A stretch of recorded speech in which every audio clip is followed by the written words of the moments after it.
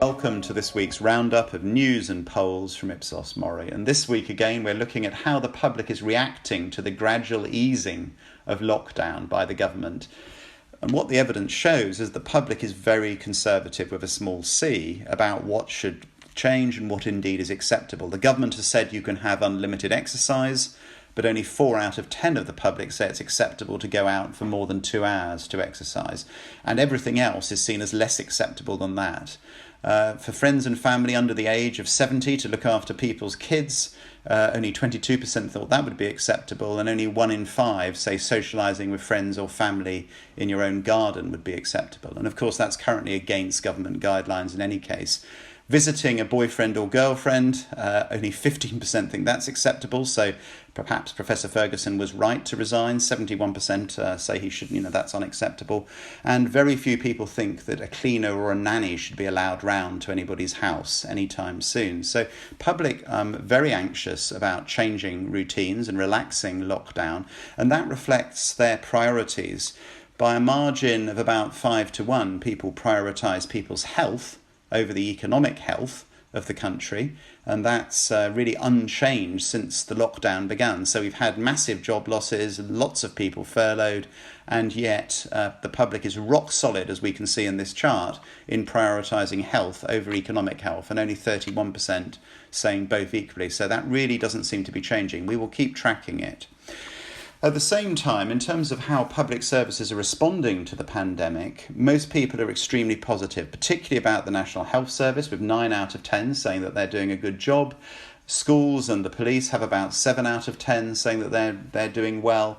And if there is any criticism of the public sector, it's reserved mostly for care homes, where 1 in 5 are critical, and indeed government departments organising benefits like DWP, another 1 in 5, although both of those services have seen all sorts of stresses, strains and unprecedented demands that they might not have anticipated just a few weeks ago. But the majority in both cases say they're doing a good job. So lots of goodwill towards public services. And when we look to how they might adapt in future, again, the vast majority of people positive about nearly all public services. Again, the NHS as usual at the top, 84% confident about how they'll deal with it, but the civil service has a majority of people positive. And if anything, the one receiving most criticism, government departments organising benefits, with 31% who say they're not at all or not very confident in their ability to cope. So we will see, but generally at the moment lots of positivity, and that reflects the fact that when we ask why public services might not be able to cope in future, it's not because of a lack of leadership necessarily or because they're too bureaucratic.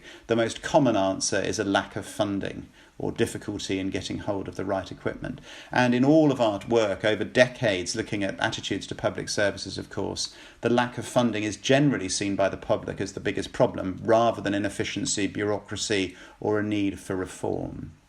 We've also looked this week at how quickly people think the economy might recover after lockdown, and 13% are boosters and think that we're going to do better than most other economies globally.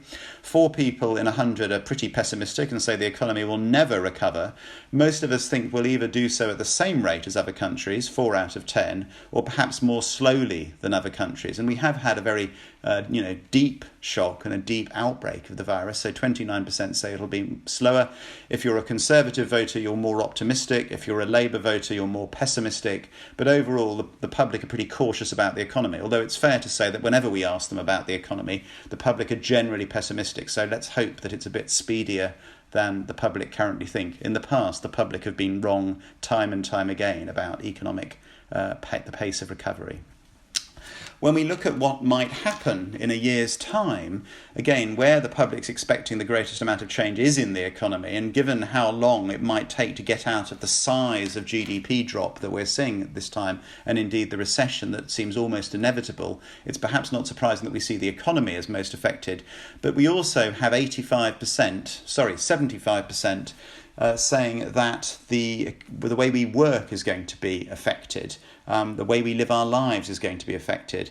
And we even have 45% who say that the system of government will be changed as a result of the virus, although the system of government has proved pretty resilient. So lots of expectation of big changes in society, and certainly in the short term, until a virus is discovered, that may well be right. we will see.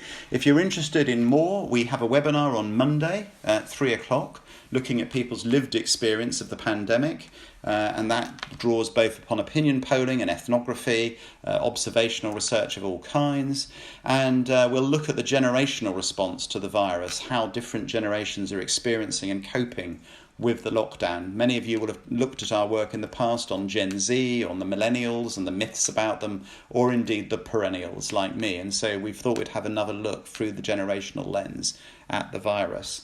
All of our data on COVID-19 is regularly updated on our website on an almost daily basis, and that should be, if you want that, please bookmark this page that I'm showing you now.